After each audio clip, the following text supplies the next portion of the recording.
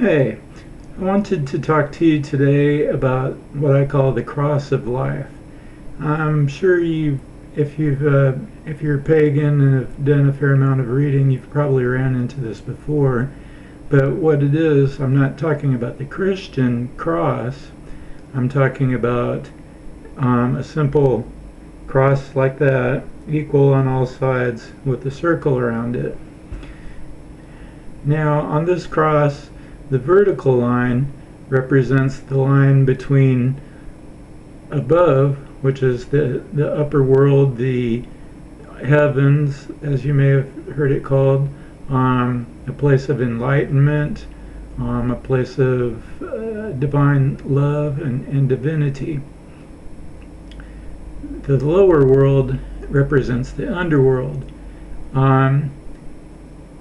Your first thought may be to think of that as hell, but I don't believe in hell. I think that the underworld is not a place of pain and suffering, hail and brimstone, anything like that.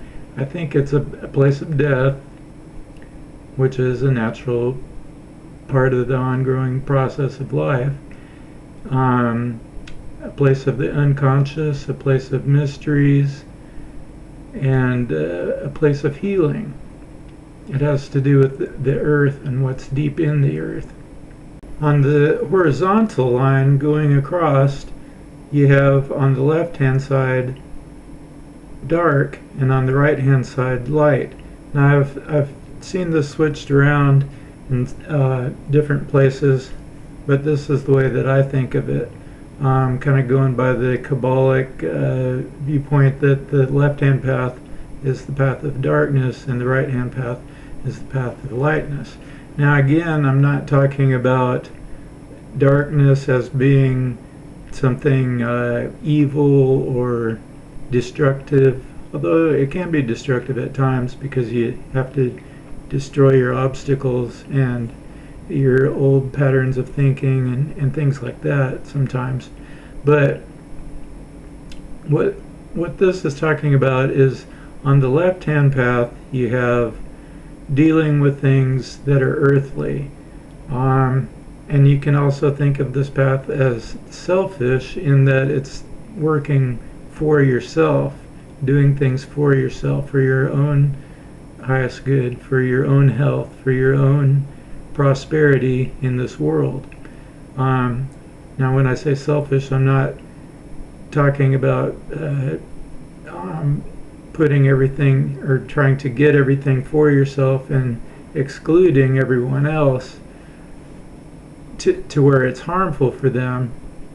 Like in a family situation, if you're taking all the food for yourself and making the other people that live with you starve, that's something different than what I'm talking about.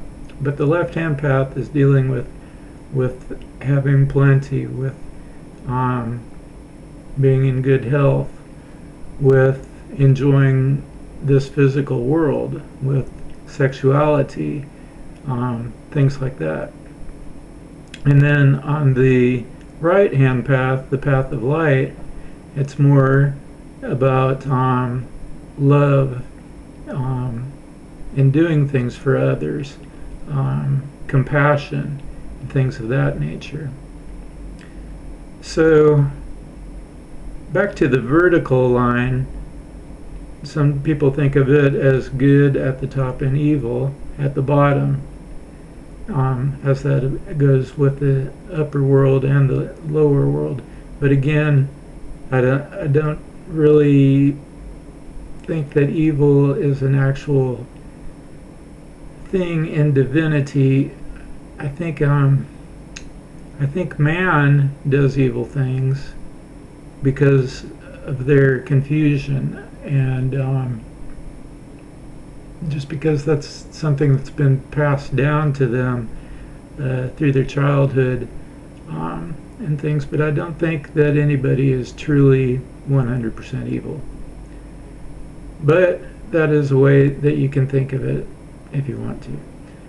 Okay, so people will be drawn to work in one of these four quadrants that are formed by the cross and the circle going around it.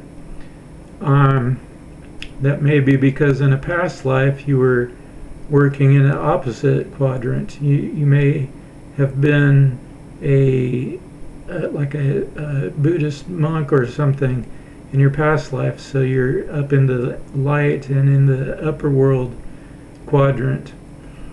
And then in this realm, in this life, you may be in a lower quadrant with the earthly things and dealing with the underworld. That's where I'm at now.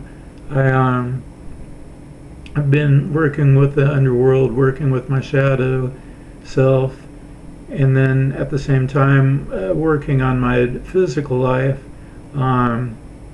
making sure that I have plenty, working for prosperity and things. Now at the same time I have been working for others and using compassion and things, but mostly I've been down here. So I think ultimately we want to come to a place right in the middle where we're completely balanced in all ways.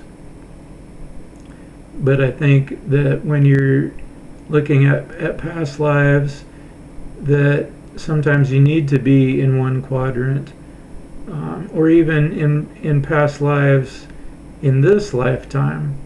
If you were in one quadrant, you may need, in this period of time in your life, you may be needing to work in an opposite quadrant to get yourself balanced out.